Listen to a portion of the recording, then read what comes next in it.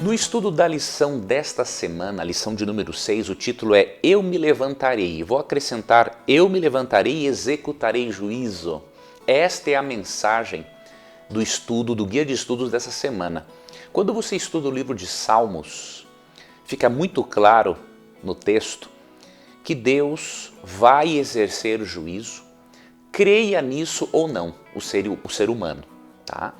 Então nós vamos analisar o que os salmos têm a nos dizer, alguns dos salmos têm a nos dizer sobre a doutrina do juízo. E você vai perceber também que o clamor por justiça faz parte, é algo intrínseco da natureza humana. O que precisamos fazer é termos uma calibragem, diríamos assim, do Espírito Santo, para que possamos exercer de forma correta, bíblica e cristã o nosso senso de justiça. E não devemos confundir, obviamente, juízo, o juízo de Deus com a vingança humana.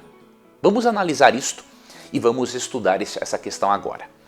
Primeiramente, Deus é apresentado no livro de Salmos, em vários textos, como um guerreiro majestoso. Tá? Você pode ler no Salmo 18, versos 3 a 18, Salmo 76, Salmo 144. Ele é apresentado como um guerreiro majestoso que entra em ação para julgar as nações. Então Deus é retratado como juiz, porque ele realmente o é. Em Gênesis 18, 25, Abraão chama a Deus de justo juiz. A doutrina do juízo ela é muito importante ao longo de toda a Bíblia. A Bíblia mostra que após a entrada do pecado e suas consequências nefastas no universo, especialmente no planeta Terra, Deus vai exercer o seu juízo, já está exercendo o seu juízo em algumas fases, para que tanto o universo quanto os seres humanos possam compreender a forma correta e justa como ele lida com o pecado dos pecadores. E aqui no livro de Salmos nós percebemos muito o juízo de Deus para poder livrar aqueles que são oprimidos e castigar aqueles que são ímpios. Quando você ler na Bíblia sobre oprimidos e opressores, tire da sua mente esta ideia marxista ridícula de que todo rico é opressor e todo pobre é oprimido. Okay? Você tem que tirar isso da sua mente, porque senão você não vai entender aquilo que o texto bíblico ensina. Na Bíblia, o opressor normalmente é uma pessoa ímpia, seja pobre ou rico, ok? E muitas vezes uma pessoa rica também aparece como oprimida. Tá? Neste caso, obviamente, por pessoas, mas especialmente pelo pecado, pela dor, pelo sofrimento. Então, tira da sua mente esses conceitos que você aprendeu acerca de oprimidos e opressores, porque senão você não vai entender os Salmos. Você não pode ler a Bíblia com lentes pessoais. Eu sei que é inevitável não irmos à Bíblia com as lentes da nossa cultura, da nossa criação, do contexto onde estamos, mas precisamos fazer um exercício mental para lermos a Bíblia com as lentes do profeta bíblico. Okay? Então eu convido a você, faça esse exercício mental, porque aí sim você vai usufruir daquilo que a Bíblia tem a lhe ensinar. Então a Bíblia mostra, por exemplo, Deus fazendo justiça para com os oprimidos. E eu vou mostrar aqui para você, em alguns textos, quem são alguns desses oprimidos, ok? Para você pensar biblicamente. Bom, o primeiro texto que nós vamos ler, Salmo capítulo 9, verso 18. Pois o necessitado não será esquecido para sempre, e a esperança dos aflitos não será frustrada perpetuamente.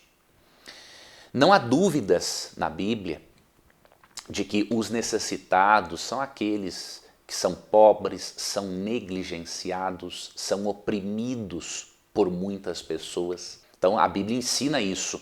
Até o apóstolo Tiago fala em Tiago 1,27, que é dever do cristão ajudar os órfãos e as viúvas em suas necessidades. Então há várias classes de pessoas oprimidas, ok? Não há dúvidas disso. Só que quando você vai para o texto bíblico, você percebe, por exemplo, considerando o paralelismo da poesia hebraica, não é? No verso 18 do Salmo 9, quando fala em necessitado, na segunda parte, né, do verso da poesia, já está explicando que esse necessitado é aquele que está aflito, é aquele que está sendo oprimido por alguém que é perverso, por alguém que é mau. Então aqui não tem a ver com classe social, esse é pobre ou esse é rico, não. Veja, o necessitado não será esquecido para sempre. E a esperança dos aflitos, aqui na segunda linha, diríamos assim, da poesia, está explicando quem são esses necessitados, são os aflitos. Não será frustrada para sempre. Então, uma pessoa aflita pode ser uma pessoa pobre, pode ser uma pessoa rica. Óbvio que você percebe que muitos opressores, você vê que são reis, aqui neste contexto, ímpios, que não exerceram devidamente, né, a missão e a função que Deus deu a eles. Mas você não pode fazer esta separação. Quem tem dinheiro é opressor, quem não tem dinheiro é o oprimido. Não faça essa diferença, porque à luz de Gálatas 3, 27 a 29, não há homem, não há mulher, não há judeu, não há grego, não há escravo, não há livre, todos são em Cristo. E aqui você percebe então que os necessitados não se limitam apenas às pessoas que são pobres materialmente, mas significa que também as pessoas que são desamparadas, são vulneráveis. Você vai, por exemplo, para o Salmo 40, olha que interessante o exemplo de uma pessoa que é oprimida, porém, nesse caso, não é pobre. Olha que interessante, Salmo 40, 17. Eu sou pobre e necessitado, porém o Senhor cuida de mim. Davi não era pobre no sentido material, ele era rei de Israel, era um homem muito rico. Só que o que é que acontece? Como ele, aqui, estava se sentindo desamparado, vulnerável, ele se identificou como um pobre e necessitado. Olha o texto. Eu sou pobre e necessitado, porém o Senhor cuida de mim. Tu és o meu amparo e o meu libertador. Não te demores, ó Deus meu. Então na Bíblia uma pessoa necessitada e pobre é uma pessoa sim com problemas materiais, mas também esse termo se refere nos Salmos a uma pessoa vulnerável e desamparada. E em certos contextos também, diz aqui a lição, uma pessoa pobre e necessitada é aquela que sente uma total necessidade de Deus. Ela não é autossuficiente ao ponto de confiar simplesmente nela mesma. Você percebe aqui nos Salmos, né, que Deus ele tem realmente uma preocupação muito grande com aqueles que estão oprimidos, independente da classe social a que pertençam. O objetivo de Deus é levar a sua justiça, o seu perdão, o seu alívio e a sua paz a todas as pessoas, não importa se elas são ricas ou se são pobres. Se você sofre uma opressão, não importa a fonte desta opressão, o livro de Salmos nos mostra que Deus vai resolver este problema. Óbvio que há coisas que você e eu devemos fazer. Aquilo que nós podemos fazer para melhorarmos a nossa condição, temos que fazer. Agora, aquilo que Deus pode fazer, pode ter certeza que Ele vai fazer. Falando agora dos juízes corruptos em Israel, Deus estabeleceu, Deus deu funções muito específicas, né, para juízes nos dias de Israel. O objetivo de Deus era que esses juízes o representassem no exercício da justiça. Então Deus estabeleceu essas pessoas para o representarem, ok?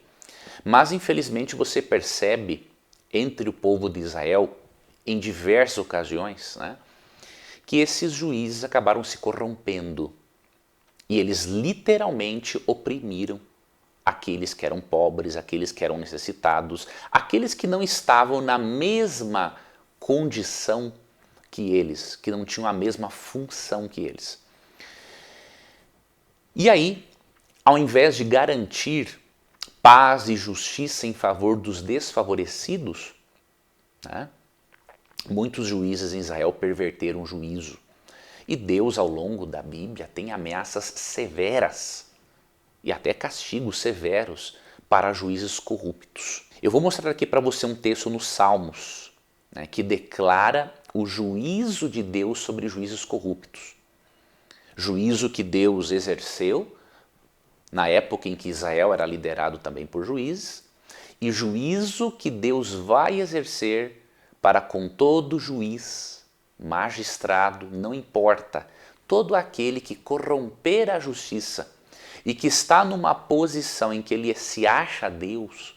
Alguns até nem se acham deuses, mas vivem como se fossem, não é? Eles tomam certas decisões contrárias à lei, contrárias até à Constituição, achando que Deus não vai fazer conta disso. É que Deus é muito paciente e misericordioso.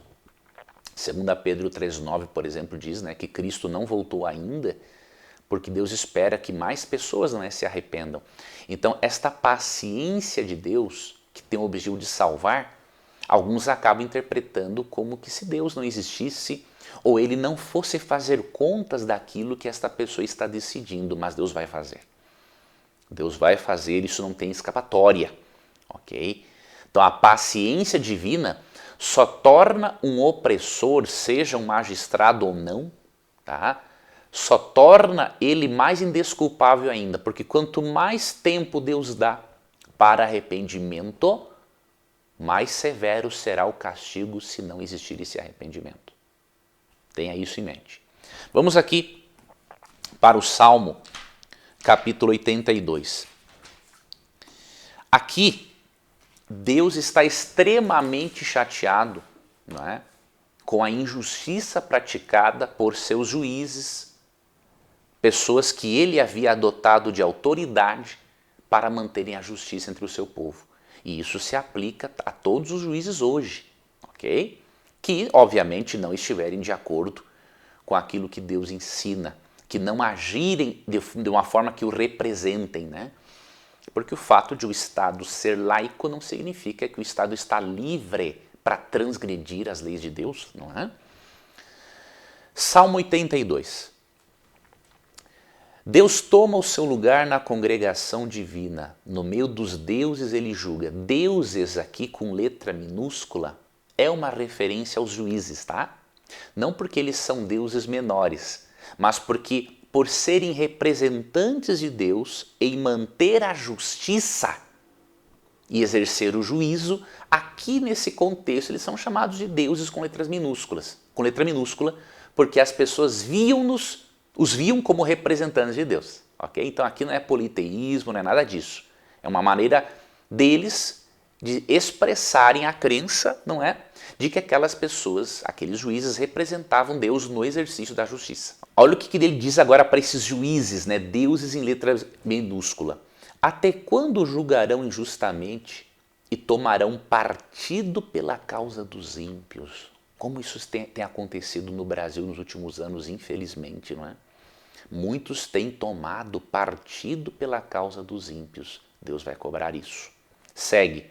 Defendam o direito dos fracos e dos órfãos. Façam justiça aos aflitos e desamparados. Socorram os fracos e os necessitados, tirando-os das mãos dos ímpios. Eles nada sabem, nem entendem, vagueiam em trevas. Todos os fundamentos da terra vacilam. Eu disse, vocês são deuses, todos vocês são filhos do Altíssimo. Ou seja, Deus considera aquele que, obviamente, aceitou a Cristo como Salvador e aquele que não aceitou, mas que o representa no exercício do juízo, Deus tem uma relação muito próxima com essa pessoa, né? Mas vocês morrerão como simples mortais e como qualquer dos príncipes vocês sucumbirão. Ele fala aqui dos corruptos, né? Levanta-te, ó Deus, julga a terra, pois a ti pertencem todas as nações. Então aqui mostra uma coisa, que no final das contas, mesmo que Deus escolha pessoas para manterem a justiça, Deus é o juiz de todos. Nenhum juiz, nenhum magistrado, nenhuma forma de governo, nenhum político, nenhum superior tribunal federal do mundo está acima de Deus. Ok? Nenhuma pessoa está acima de Deus. Você e eu não estamos acima de Deus. Não importa a função que exerçamos. Um dia, toda a humanidade terá de prestar contas ao juiz supremo. Romanos 14:12 diz: cada um dará contas de si mesmo a Deus. No dia do juízo divino, quem não tiver a Cristo como seu advogado, que transferiu os seus méritos de justiça para este pecador, vai ser condenado. Vai ser condenado. Então, este capítulo é muito precioso, porque ele nos mostra uma coisa: a corrupção, a injustiça social vai acabar. Ela existe. Não tem como negarmos isso. Ela nos incomoda? Não tem como negar isso. Mas podemos ter certeza de que no tempo de Deus, enquanto Ele vai tendo paciência e dando às pessoas, a juízes, qualquer magistrado, a oportunidade de arrependimento, Deus ao mesmo tempo está vendo, olha, esse aqui realmente vai se arrepender, este não vai se arrepender. E aí o que acontece? Falo isso aqui com muito respeito, porque eu quero a salvação, né, de todas as pessoas, mas eu preciso avisar a você. Se você ocupa uma função de autoridade, você tem uma grande responsabilidade. Primeiro, Deus lhe deu um grande privilégio, né, representá-lo, não é, no exercício da justiça. Agora você também tem uma grande responsabilidade. Você não pode fazer o que está aqui no verso 2, ó. Até quando julgarão injustamente e tomarão partido pela causa dos ímpios? Vai ter que prestar contas a Deus. Creia em Deus ou não, você e eu, criamos em Deus ou não, nós vamos prestar contas a Deus. E naquela cena muito clássica de Mateus 25, 31 a 46, nós aprendemos que este Deus juiz, guerreiro juiz, que vai exercer esse juízo é o Senhor Jesus Cristo. Esta função foi transferida a Ele, porque Ele é divino. Né? Tanto que em João 5:22, Jesus diz assim: o Pai a ninguém julga, mas ao Filho confiou todo o julgamento. Na parte de quarta-feira da lição, estamos indo para o final. Aqui você percebe que o salmista ele tem senso de justiça. O salmista ele pede para Deus derramar a sua ira, o seu juízo sobre os ímpios. Ok? É muito importante você entender essa diferença, tá?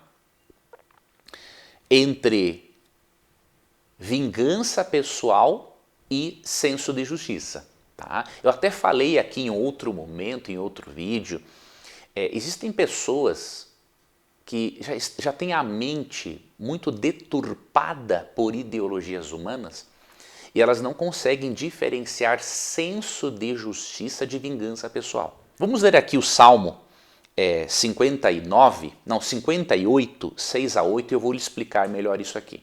Aqui o salmista está expressando a sua indignação e senso de justiça inerente ao ser humano. Ó Deus, quebra-lhes os dentes na boca, arranca, Senhor, as presas dos leõezinhos, que eles desapareçam como as águas que se escoam, ao dispararem flechas, que elas se despedacem. Sejam como a lesma que se dilui ao passar, como o aborto de mulher que nunca vejam a luz do sol, como espinheiros antes que as panelas de vocês sintam deles o calor, tanto os verdes como os que estão em brasa serão arrebatados como por um redemoinho. Verso 10, os justos se alegrarão ao verem a vingança, banharão os pés no sangue dos ímpios. Então se dirá, na verdade, há recompensa para os justos. De fato, há um Deus que julga a terra.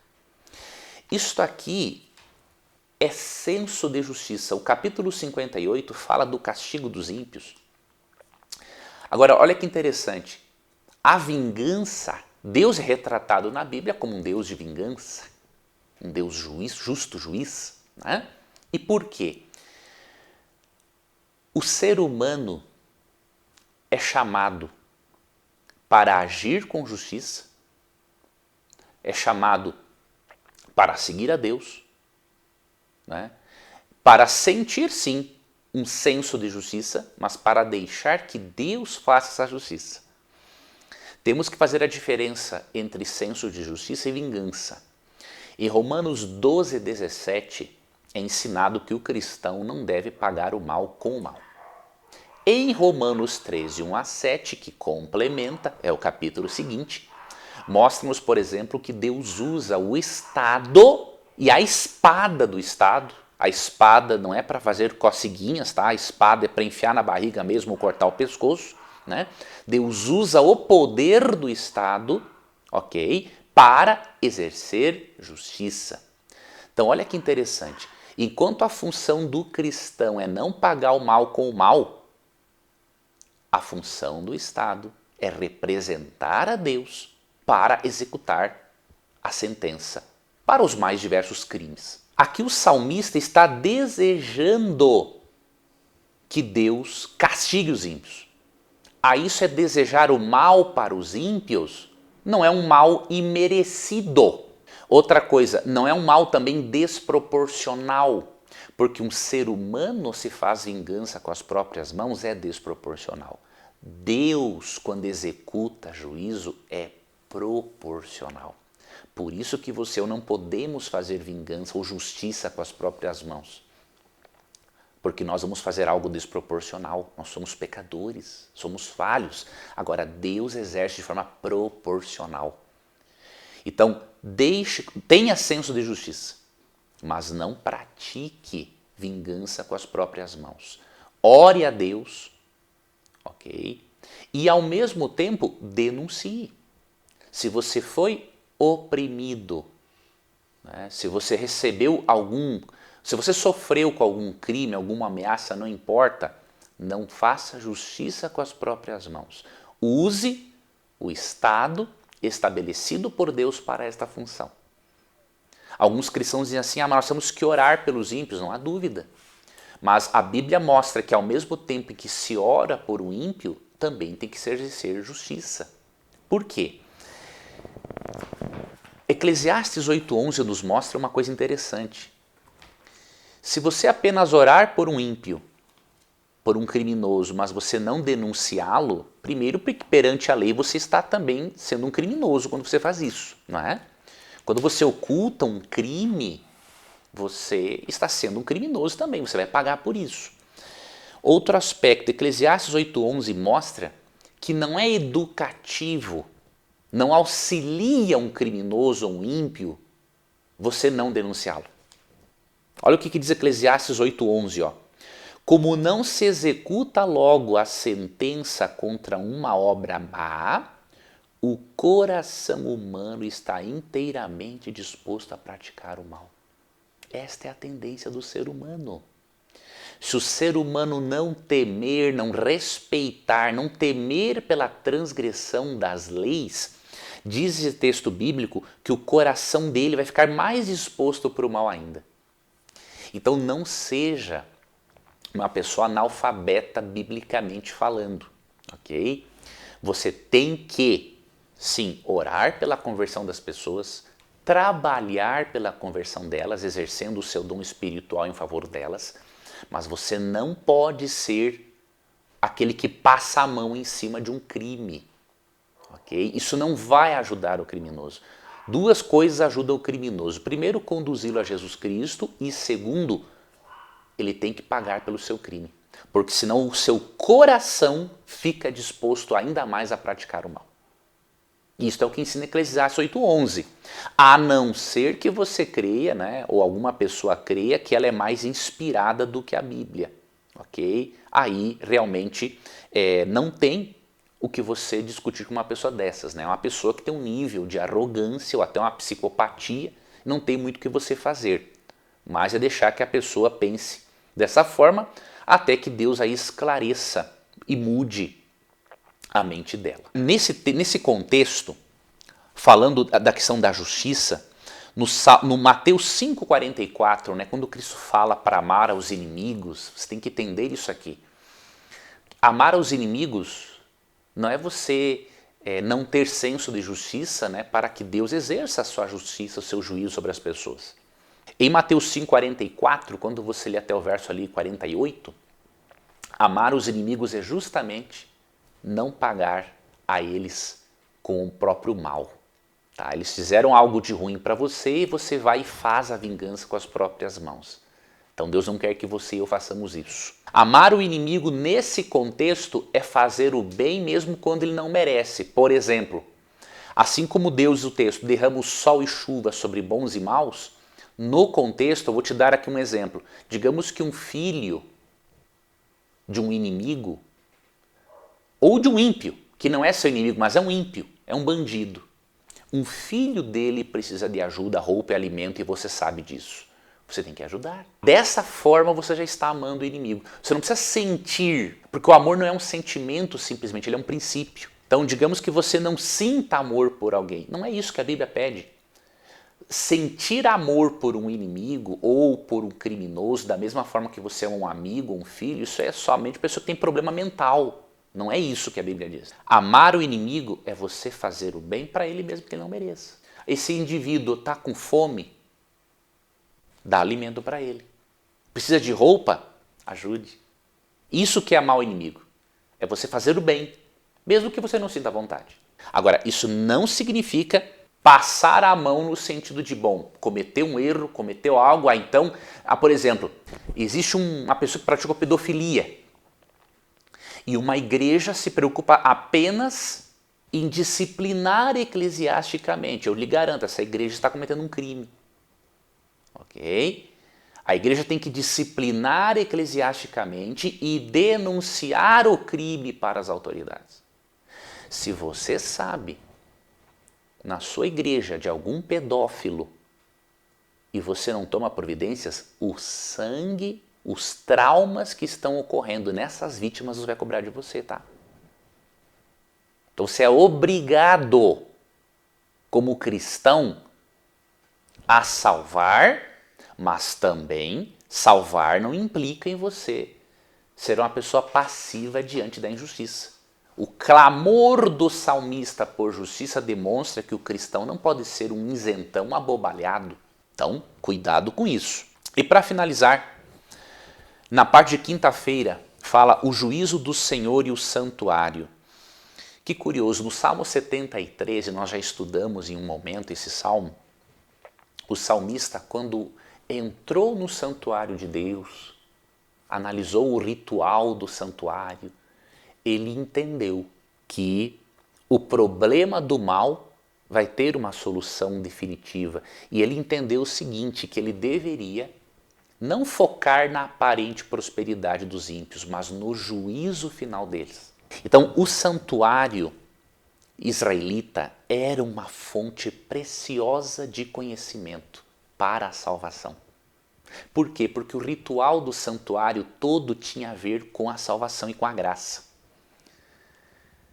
Por exemplo, a figura do cordeiro sacrificado no lugar do pecador representa Jesus, o Cordeiro de Deus, que tirou o pecado do mundo, como diz ali João 1,29 e 1 Coríntios 5,7.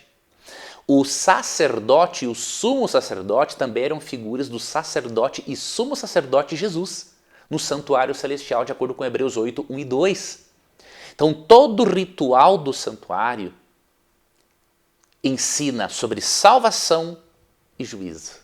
Olha que interessante. E havia um dia específico de juízo, em Levítico 16, chamado dia da expiação. Então, ao longo do ano, Deus ensinava tudo sobre justificação pela fé, santificação, tudo no ritual do santuário. E uma vez por ano, no dia da expiação, o dia da expiação equivalia a um dia de juízo, ele ensinava sobre o juízo final. Sobre os impenitentes, sobre os ímpios, sobre aqueles que não se arrependiam. E quando você estuda o livro de Salmos, leia especialmente o Salmo 96, 6 a 10, 99, 1 a 4, Salmo 132 e por aí vai, você percebe que o juízo divino, bem como o plano de salvação, está intimamente relacionado com o santuário. Então, se você estudar a doutrina do santuário celestial no Antigo Testamento, você vai compreender muitos aspectos da salvação no Novo Testamento. Lógico que o santuário terrestre, a função que ele cumpria, hoje é exercida toda pelo santuário celestial, onde Cristo se encontra como nosso sumo sacerdote. Agora, olha que interessante, assim como o santuário terrestre era um lugar para revelar a salvação, o santuário celestial é um lugar de onde Deus também disponibiliza a sua salvação. Assim como o santuário terrestre ensinava sobre juízo, é do santuário celestial que Deus vai exercer juízo. Né? Assim como no santuário celestial Deus disponibilizava o perdão dos pecados, é no santuário celestial que Deus disponibiliza o perdão dos pecados pelos méritos e pelo sangue de Cristo. Então, olha esse paralelo.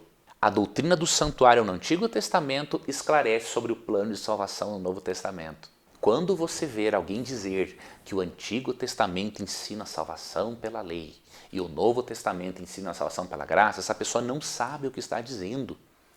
Existe graça no Antigo Testamento, assim como existe lei no Novo Testamento. Porque existe só um plano de salvação. Não existem dois. Então os Salmos apresentam isso. O santuário de Deus como lugar de onde Deus disponibiliza o seu juízo. E esta cena, você vê também do juízo de Deus sendo manifesto do santuário celestial agora, não é? Você vê, por exemplo, em Apocalipse 11, e com esse texto eu finalizo o nosso estudo dessa semana. Apocalipse 11 mostra uma cena de juízo que se origina no santuário celestial. Apocalipse 11, 15 a 19, vou ler para você. O sétimo anjo tocou a trombeta e houve no céu vozes fortes dizendo: o reino do mundo se tornou de nosso Senhor e do seu Cristo, e ele reinará para todo sempre. E os 24 anciãos que estavam sentados no seu trono, diante dele, prostraram sobre o seu rosto e adoraram a Deus, dizendo: graças te damos, Senhor Deus Todo-Poderoso, que és e que eras, porque assumiste o teu grande poder e passaste a reinar. Na verdade, as nações se enfureceram, chegou, porém, a tua ira, que é o juízo divino, e o tempo determinado para serem julgados os mortos, para se dar o galardão aos teus servos os profetas, aos santos e aos que temem o teu nome, tanto aos pequenos como os grandes, e para destruíres os que destroem a terra. Abriu-se então o santuário de Deus. Olha de onde vem o juízo. No Novo Testamento, ó, do santuário de Deus, não é? Abriu-se então o santuário de Deus que se acha no céu. E foi vista a arca da sua aliança no seu santuário. E sobrevieram relâmpagos, vozes, trovões, terremoto e forte chuva de granizo. Essa linguagem aqui, relâmpagos, vozes, trovões, terremoto e forte chuva de granizo, são símbolos, sim, do juízo divino. Então você percebe? Assim como no Antigo Testamento, os salmos destacam que o juízo de Deus vem do santuário terrestre, né, diríamos assim, Apocalipse 11, 15 a 19, destaca que o juízo de Deus virá sim do santuário celestial. Agora, você atentou para uma coisa aqui? É dito que no santuário celestial foi vista a arca da aliança. Ou seja, há uma arca da aliança, diríamos assim, no santuário celestial, que é a original, que serviu de modelo para a arca da aliança dos dias do Antigo Testamento. Lembra de Êxodo 25, 8 e 9? O santuário, Deus apresentou para Moisés uma maquete do santuário celestial, para ele construir um santuário segundo o modelo que Deus mostrou para ele. E nessa maquete estava também a Arca da Aliança. A Arca da Aliança era uma espécie de uma caixa, ok? E dentro dela, a tampa chamada propiciatório, ali tinha a glória de Deus, representava o trono de Deus, era coberta de ouro. E dentro da arca tinham os 10 mandamentos. Ou seja, o juízo divino de Deus tem como base o decálogo. Aí você pensa, salvação pelas obras. Não. A salvação é um presente de Deus. E nós recebemos unicamente pela fé em Cristo. Só que a lei entra em comparação por quê? Como disse Martin Lloyd Jones, se a graça que você recebeu não lhe ajuda a guardar a lei, você não recebeu a graça. Então, a lei é uma exteriorização, diríamos assim, a obediência é um exteriorizar da graça de Deus na sua vida. Então isso aqui nos mostra o quê? Não é salvação pelas obras, é impossível o ser humano ser salvo pelo que ele faz. Mas aquele que aceita a graça, de acordo com 2 Coríntios 5,17, se torna uma nova criatura. E na sua obediência, vai sendo visível para o universo se você aceitou esta graça ou não. Agora, não é uma obediência obviamente perfeita, se não é o sangue de Cristo completar o que falta na nossa vida, ninguém é salvo, ok? Mas esse texto mostrando o santuário de Deus sendo aberto, um juízo manifesto e ele tendo visto a Arca da Aliança, é óbvio que aqui em questão também estão os 10 mandamentos, como um padrão para avaliar a conduta dos que realmente foram salvos pelo sangue de Jesus.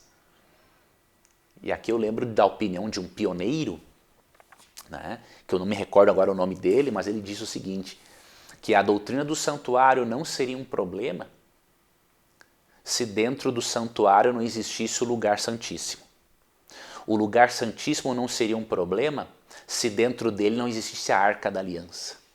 A Arca da Aliança para o mundo evangélico, né, não seria um problema se dentro dela não existisse as tábuas da lei, o decálogo. E o decálogo não seria um problema se nele não existisse o sábado. Pensa nisso, reflita. E aí sim você vai entender de uma forma plena o que Deus quer ensinar na Bíblia sobre juízo, salvação, lei e graça. Ok? Que Deus abençoe os seus passos. Se inscreva aqui no canal para você ser notificado de mais vídeos como este e outros que nós apresentamos aqui. Vai ser um prazer ter você aqui entre os meus seguidores. Um abração e até o próximo estudo.